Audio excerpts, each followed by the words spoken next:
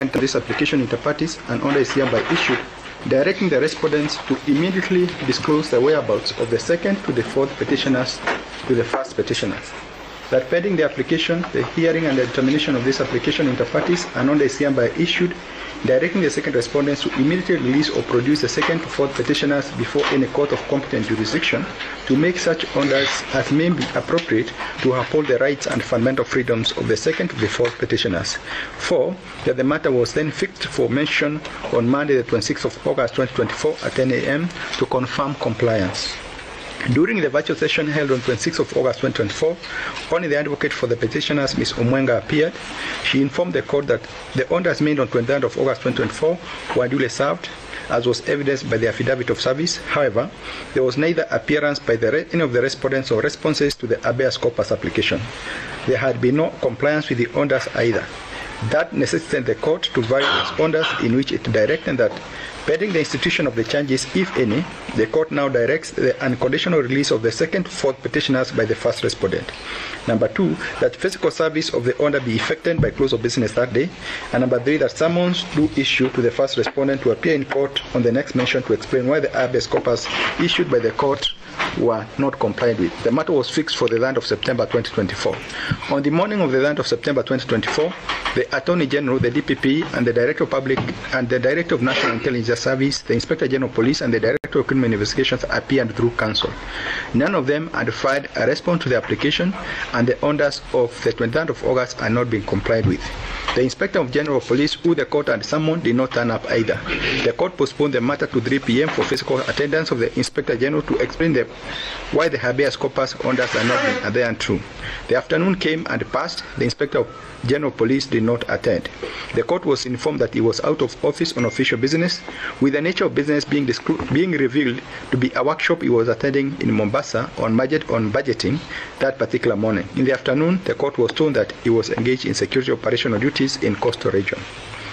The matter was rescheduled to 5th of September 2024 at 10 a.m. as the court was keen to establish why the habeas corpus orders could not be executed in respect to the production before the court or the release of the second to fourth petitioners.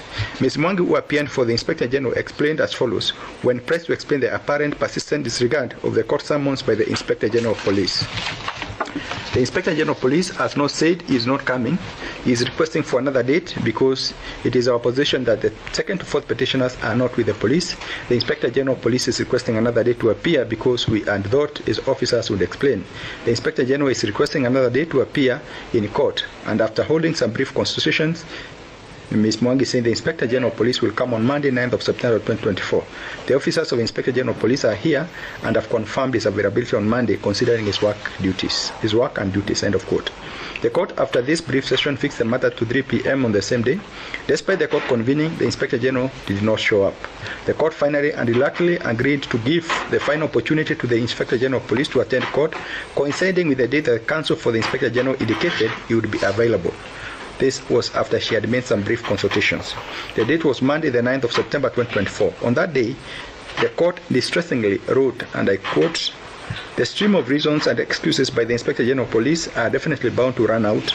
To proceed at this juncture and history make a finding of contempt of court may be seen as premature in a grave matter of contempt of court, which is a form of criminal sanction, being an offense against the administration of justice.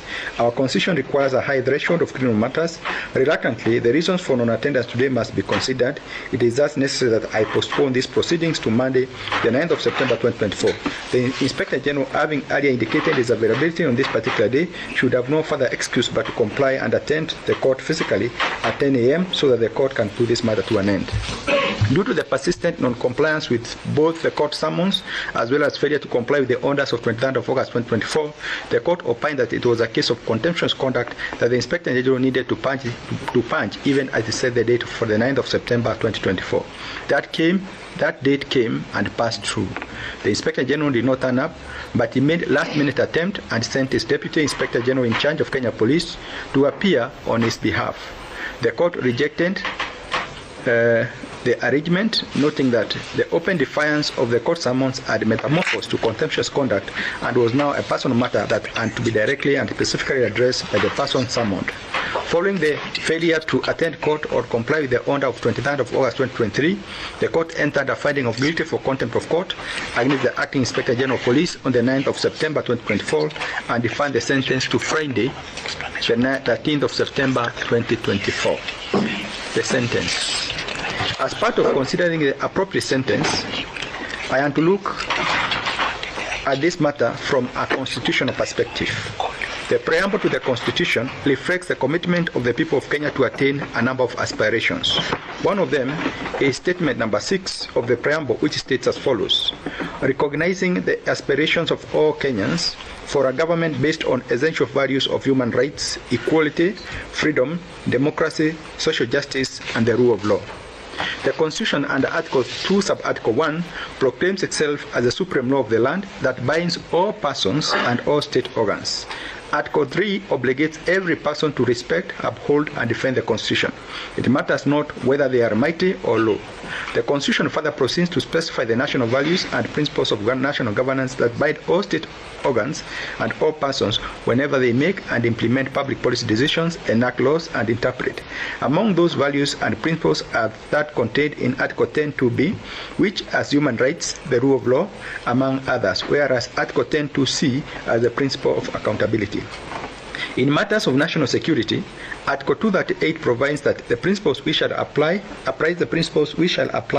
and include the following: that national security is subject to the authority of the Constitution, and the national security shall be pursued in compliance with the law and with utmost respect for the rule of law, democracy, human rights, and fundamental freedoms. The rule of law principle is thus a common thread that the Constitution every demands in almost every function to ensure that every person is held accountable to the law. It ensures the equality of all before the law and prevents arbitrariness. The task of the court is to ensure there is a fair balance by applying the law when disputes arise either between the state and its citizens, or between citizens themselves, or between state organs or agencies. Neither a state organ or its officers or individual is above the reach of the law, as the Constitution in Article 2, Sub-Article 1 declares. The power of the court to adjudicate disputes according to the law is a delegation by the people pursuant to Article 159, which states that judicial authority is derived from the people and vested in and shall be exercised by courts and tribunals established by under the Constitution. The power is exercised subject only to the Constitution and the law, and is not subject to the control or direction of any person or authority by Article 60. The following excerpt from the South African Constitutional Court in the case of Secretary of Judicial Commission of Inquiry into allegations of state capture, corruption, and fraud in public sector, including organs of state versus Zuma and others, sums up the position of court orders in a constitutional democracy. The court held: orders and decisions issued by a court bind all persons to whom and organs of state to which they apply, and no person or organ of the state may interfere in any manner with the function of the courts. It follows from this that disobedience towards court orders or decisions risks rendering our courts impotent and judicial authority a mere mockery. The effectiveness of court orders or decisions is substantially determined by assurance that they will be enforced by all and soundly, including organs of state. In doing so, courts are not only giving effect to the rights of the successful litigant, but also, and more importantly, by acting as guardians of the Constitution, asserting their authority in public interest. End of quote. In the civil application, Dr. Fred Matiang'i, the Cabinet Secretary, Minister of Interior and Coordination of National Government versus Miguna and 4 others, the Court of Appeal, affirming the power to punish for contempt, held as follows: when courts issue orders, they do so not as suggestions or pleas to the persons at whom they are directed.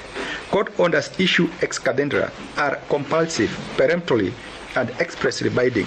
It is not for any party, be he high or low, weak or mighty, and quite regardless of his status or standing in the society, to decide whether or not to obey, to choose which to obey and which to ignore, or to negotiate the manner of its compliance.